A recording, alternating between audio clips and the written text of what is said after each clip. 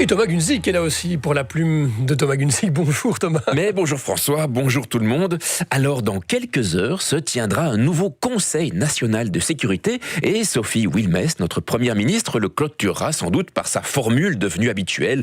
Prenez soin de vous, mais surtout prenez soin des autres. J'aime bien cette formule. C'est tout simple, c'est clair, c'est un joli projet de société. Prenez soin de vous, mais surtout prenez soin des autres. D'accord Sophie, faisons comme ça. Mais voilà les amis, voilà 12 enfants. 12 enfants, c'est le nombre de mineurs non accompagnés que la Belgique a accepté d'accueillir suite à l'incendie du camp de Moria. Alors attention, le nom est trompeur. Le camp de Moria, ce n'est pas un camp. Non, c'est un trou, c'est un enfer. Plus exactement, c'est une tombe. Conçue pour 3000 personnes avant l'incendie, il en comptait 13 000. Comme on empêche les réfugiés d'accéder à la procédure d'asile, on y rentre dans ce trou, mais on n'en sort pas. Et si on en sort, c'est probablement qu'on y est mort. Je ne ferai pas l'inventaire des 1000 horreurs quotidiennes de ce caveau, mais on sait que la vie est si terrible que des enfants de moins de 12 ans y deviennent fous de peur ou de solitude au point que certains essayent même de se suicider. Prenez soin de vous et prenez soin des autres. L'endroit a brûlé il y a quelques jours et voilà que des milliers d'enfants non accompagnés, c'est-à-dire sans parents, sans personne, se retrouvent plus démunis que jamais.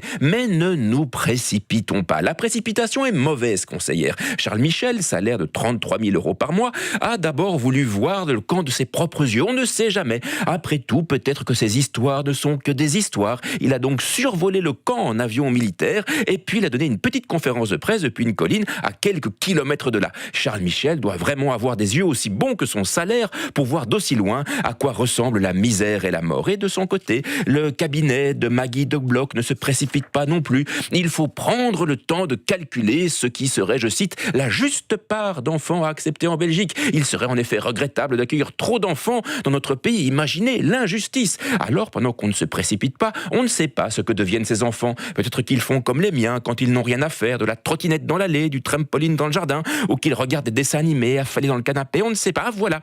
Le ministère a fait son calcul. Il n'était pas simple. C'est un ratio entre le PIB et la population belge. Et le résultat, c'est 12 enfants. Prenez soin de vous et prenez soin des autres. C'est qu'on ne peut pas accueillir toute la misère du monde. Comprenons que pour le gouvernement, toute la misère du monde commence donc à 13 enfants. Par conséquent, ils seront 12, une demi-classe de primaire. Combien ça coûte un mineur non accompagné? Une tartine le matin, un sandwich le midi, une pomme pour le 4 heures, quelques cahiers pour l'école, un crayon, une gomme, un lit pour le soir, peut-être une histoire à raconter, un tout petit peu d'amour pour qu'il ne grandisse pas trop de travers, quelques euros, un peu de bienveillance. C'est ça que ça coûte un enfant. 12 enfants. Décision prise par le gouvernement fédéral de Belgique, composé d'une première ministre et son cabinet, de 3 vice-premiers ministres et leur cabinet, doubles ou triples, de 9 ministres et leur cabinet, voitures, chauffeurs, traitements divers. La Belgique, royaume de dunes et de fagnes, de forêts et de moules, de vent dans la face et de pluie dans les yeux, compte en outre 3 communautés et 3 régions, qu'administrent au total 48 ministres ayant chacun leur cabinet, doubles ou triples, leur ticket repas, leur smartphone privé ou pro,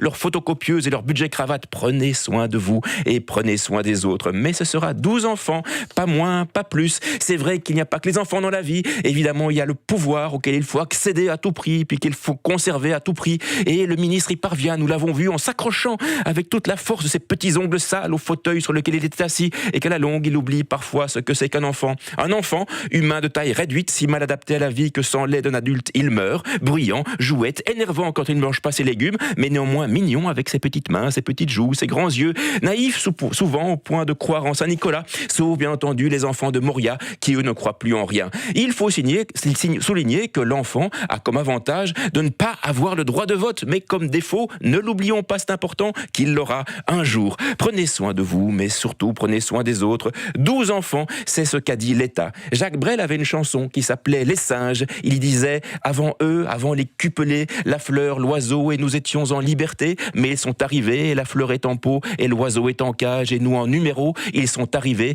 et c'est à coup de bâton que la raison d'État a chassé la raison, et c'est depuis lors qu'ils sont civilisés, les singes de mon quartier. Voilà, à la semaine prochaine. Très grinçant ce matin, Thomas Gunzig. Continuez à prendre soin de vous et des autres, et de vos enfants.